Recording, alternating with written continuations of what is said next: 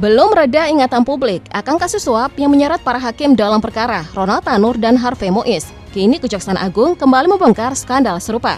Kali ini bahkan lebih besar. 4 orang hakim resmi ditetapkan sebagai tersangka dalam perkara suap terkait putusan lepas kasus korupsi pemberian fasilitas ekspor crude palm oil atau CPO di Pengadilan Negeri Jakarta Pusat. Bersama rekannya Agam, Juyamto adalah hakim yang terlibat dalam penanganan perkara korupsi CPO. Kasus besar yang melibatkan raksasa industri seperti PT Wilmar Group, Permata Hijau Group, dan Muslim Mas Group. Dalam persidangan, ia ikut memutus perkara ini dan vonis onselek atau lepas dari segala tuntutan hukum. Dan dari hasil penyidikan Kejaksaan Agung, keputusan tersebut ternyata dibeli.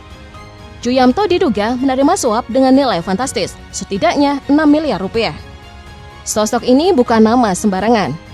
Juyamto dikenal sebagai hakim senior yang pernah mengadili kasus-kasus besar nasional. Dari penyiraman air keras terhadap Novel Baswedan hingga perkara pembunuhan Brigadir Yosua yang menyeret Ferdy Sambo. Bahkan sebelum kasus suap ini mencuat, Juyamto dipercaya menangani perkara yang menjerat Sekjen PDIP Hasto Kristianto. Karirnya dibangun dari jalur akademik yang solid. Ia menyelesaikan studi S1, S2, dan gelar doktor di Fakultas Hukum Universitas 11 Maret Solo. Sebagai seorang hakim dengan posisi pembina utama muda, ia pernah mengabdi di banyak wilayah, mulai dari PN Tanjung Pandan, PN Temanggung, PN Karawang, PN Dompu, PN Bekasi, hingga PN Jakarta Utara. Namun semua pencapaian itu runtuh dalam sekejap. Reputasi yang dibangun bertahun-tahun luluh lantak hanya karena kerakusan. Integritas yang semestinya menjadi dasar kekuasaan kehakiman ternoda oleh suap yang memalukan. Kini publik hanya bisa menyaksikan ironi. Seorang hakim yang dulu dipercaya menegakkan keadilan justru menjadi simbol kegagalan sistem. Dan Juyamto bukan hanya gagal sebagai individu, tapi juga turut mencoreng nama Lembaga Peradilan Indonesia di mata rakyatnya sendiri. Bukan hanya Agam dan Juyamto, kasus korupsi ekspor CPO juga menyeret satu nama lagi, Ali Muhtarom. Sebagai hakim ketiga dalam putusan onselek untuk kasus korupsi ekspor CPO yang melibatkan PT Wilmar Group, Permata Hijau Group, dan Muslim Mas Group, Ali terbukti menerima suap dalam jumlah besar, diperkirakan mencapai 5 miliar rupiah. Saat Kejaksaan Agung mulai menyelidiki, penggeledahan di rumah pribadinya di Jepara membuka fakta paling mencolok. Di bawah kolong tempat tidur, penyidik menemukan uang tunai 5,5 miliar rupiah, tersusun rapi, tersembunyi dari pandangan. Ali Muhtarom bukan hakim sembarangan. Ia adalah hakim ad hoc di PN Jakarta Pusat, diangkat karena keahlian khusus. Lahir di Jepara 25 Agustus 1972, ia dikenal sebagai figur mapan dengan kekayaan lebih dari 1 miliar rupiah dalam bentuk tanah, bangunan, dan kendaraan. Namun apa artinya semua itu jika godaan uang haram menodai profesi yang seharusnya menjunjung keadilan? Ali kini menjadi simbol kebobrokan yang mencoreng wajah kehakiman Indonesia.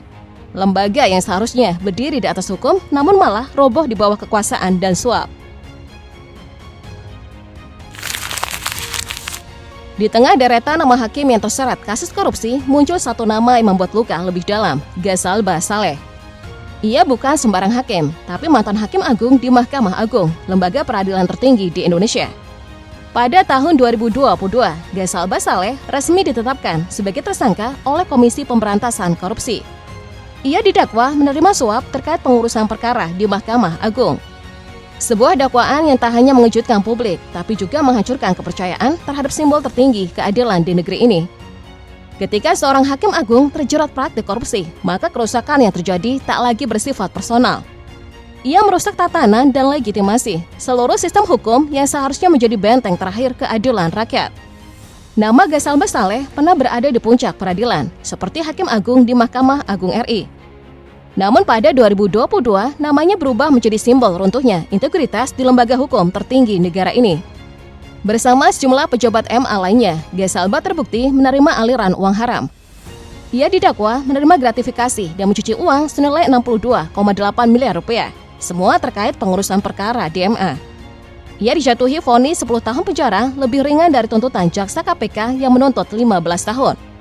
Kasus ini bukan sekedar soal suap. Ini tentang runtuhnya kepercayaan publik terhadap institusi yang mestinya menjadi benteng terakhir keadilan. Saat ruang paling suci dalam hukum itu ternoda, luka yang ditinggalkan jauh lebih dalam. Satu persatu hakim dalam skandal korupsi ekspor CPO mulai terbongkar. Di balik manuver Wakil Ketua PN Jakarta Pusat saat itu, Muhammad Arif Nurianta, tersusun skenario pengaturan perkara yang melibatkan 3 hakim utama. Salah satunya Agam Syarif Baharudin. Lahir di Bogor 24 Maret 1969, Agam duduk sebagai hakim dalam perkara ekspor CPO. Namun alih-alih menegakkan keadilan, ia menjatuhkan putusan onslet, lepas dari segala tuntutan yang terbukti syarat kepentingan. Penyidikan kejaksaan bahkan mengungkap ia menerima suap sedikitnya 4,5 miliar rupiah. Meski dikenal memiliki karir cemerlang dan kekayaan pribadi yang cukup, keserakahan membutakan prinsip. Jabatan yang semestinya jadi amanah justru dijadikan alat tukar keadilan. Kini nama Agam tak lagi dikenang karena prestasi, melainkan sebagai bagian dari lingkaran pengkhianatan kepercayaan publik. Di tengah runtuhnya integritas peradilan, satu nama mencuat, Muhammad Arif Nurianta, Wakil Ketua PN Jakarta Pusat saat itu. Sebagai figur berpengaruh, Arif diduga menyusun formasi hakim dalam kasus CPO yang belakangan seluruhnya terbukti menerima suap. Dari posisi penegak hukum, ia justru berperan sebagai operator kepentingan gelap. Kasus ini menunjukkan ironi hukum. Hakim yang disebut wakil Tuhan ternyata tak kebal godaan uang. Dan saat hukum diperjualbelikan, kepercayaan publik pun runtuh. Hakim sejati tak hanya memegang kuasa hukum, tapi juga tanggung jawab moral. Tapi ketika keserakahan menang, keadilan bisa dibeli dengan murah. Nama Muhammad Arif Nurianta kini tercatat sebagai salah satu simbol runtuhnya martabat peradilan Indonesia. Menjabat sebagai Ketua Pengadilan Negeri Jakarta Selatan, ia resmi ditetapkan sebagai tersangka oleh Kejaksaan Agung dalam kasus suap korupsi CPO yang menyeret sejumlah nama besar di Pengadilan Negeri Jakarta Pusat. Namun akar dari kejahatannya sudah tumbuh jauh sebelum itu. Saat menjabat sebagai Wakil Ketua PN Jakarta Pusat, Arif terlibat langsung dalam skema kotor yang mengguncang dunia hukum Indonesia. Dalam kronologinya, Arif diketahui melakukan pertemuan dengan Arianto, pengacara yang mewakili 3 korporasi besar, PT Wilmar Group, Permata Hijau Group, dan Musimas Group. Ia juga ditemani oleh Wahyu Gunawan, panitera muda perdata di PN Jakarta Utara yang dikenal sebagai makelar perkara, sekaligus orang kepercayaannya. Dalam pertemuan tersebut, Arif menjamin satu hal yang mengerikan. Meski bukti kejahatan korupsi sudah terang benderang, ia menjanjikan putusan onslet lepas dari segala tuntutan hukum. Sebagai gantinya, Arif meminta uang suap sebesar 60 miliar rupiah untuk membebaskan ketiga korporasi tersebut dari jerat hukum. Setahun setelah kesepakatan kelam itu terjadi, rahasianya terbongkar.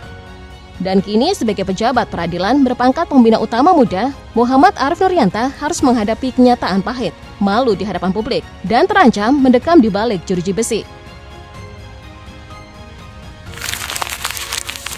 Kasus korupsi yang melibatkan nama-nama seperti Muhammad Arif Nurianta, Agam Syarif Baharudin, Juyamto, Ali Muhtarom, hingga Gasal Basaleh bukan sekedar pelanggaran hukum.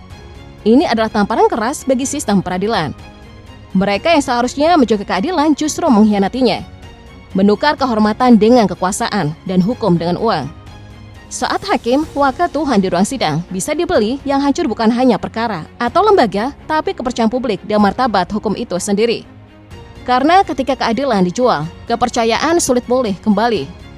Ketika kepercayaan publik terhadap peradilan terkikis, jurang yang terbentuk bukan sekedar ketidakpercayaan, tetapi keterputusan. Hukum tak lagi dilihat sebagai pelindung, tapi sebagai alat transaksi. Dan ketika hukum bisa dibeli, keadilan hanya milik mereka yang mampu membayar. Dalam jangka panjang, krisis ini bukan sekedar merusak institusi, tapi menghancurkan fondasi bernegara. Wibawa hukum melemah dan ketidakadilan tumbuh subur dari pemerintahan, pelayanan publik, hingga kehidupan sehari-hari. Ini bukan persoalan insidental, kita sedang menghadapi krisis sistemik. Karena itu, reformasi total peradilan bukan lagi pilihan, melainkan keharusan. Dari rekrutmen hakim yang menjunjung integritas, pengawasan yang benar-benar independen, hingga insentif berbasis etika bukan jabatan. Menindak pelaku penting, tapi tak cukup. Yang lebih penting adalah membersihkan dan membangun ulang sistem dengan nilai luhur, etika, transparansi, dan akuntabilitas. Hanya dengan langkah menyeluruh, kepercayaan bisa dipulihkan. Dan keadilan yang sama ini terasa jauh, bisa kembali hadir sebagai hak nyata bagi seluruh warga negara.